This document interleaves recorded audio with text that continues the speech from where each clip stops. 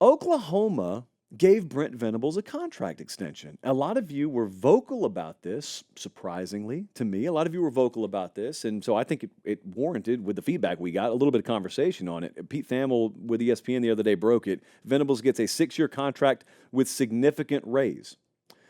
So I think, first off, let's get the details out of the way. He was making about 7 to 7.3 or something like that million per year. This bumps him up to the 8.5 to 8.6 per year range. So little over $1 million per year in increase in salary. And look, Brent Venables has got to put food on the table. It's a tough economy out there, guys. You think you're getting by on just 7.3 million per year anymore? No, this is not 2021. Come on now. So good for Brent Venables. Keeps his head afloat financially. My tongue is squarely in my cheek as I say all this, in case your detector is broken out there. The natural question a lot of you had was, why? Why now? Why now? Why are you giving him an extension? And one of the questions I thought was valid. I always ask this anytime a guy is given a contract extension. Why did you have to do it? Who were you bidding against? Who was coming after, in this case, Brent Venables? I get all that. And especially in what I call a PJW, a post-Jimbo world, where these big mega extensions are given and then guy doesn't follow through on it and you end up with egg on your face. I'm always hesitant to just blindly endorse these sorts of things. So Brent Venables is 16-10 through his first 2 years at Oklahoma, but more importantly, he was 10-3 last year. They beat Texas last year, and he signed 3 top 10 recruiting classes in a row.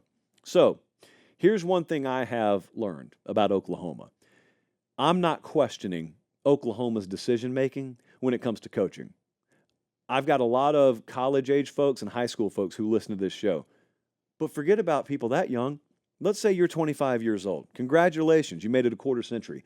You've also never known Oklahoma to have head coaching instability in your entire life.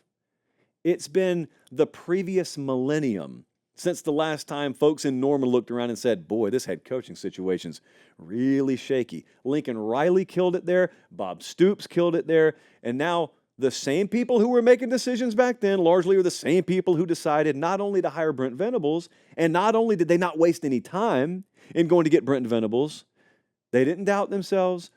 He's also shown them enough to where they've decided, yep, he's our guy. Now, here's the thing about that. It could be confusing to you. It could be confusing to me. I'm not that confused by it. But even if I was confused by it, they've got the best vantage point. And their criteria is the only criteria that matters. If this were the University of Florida, if this were Tennessee, if this were a place where they've made some really suspect moves in the past, I wouldn't afford them benefit of the doubt.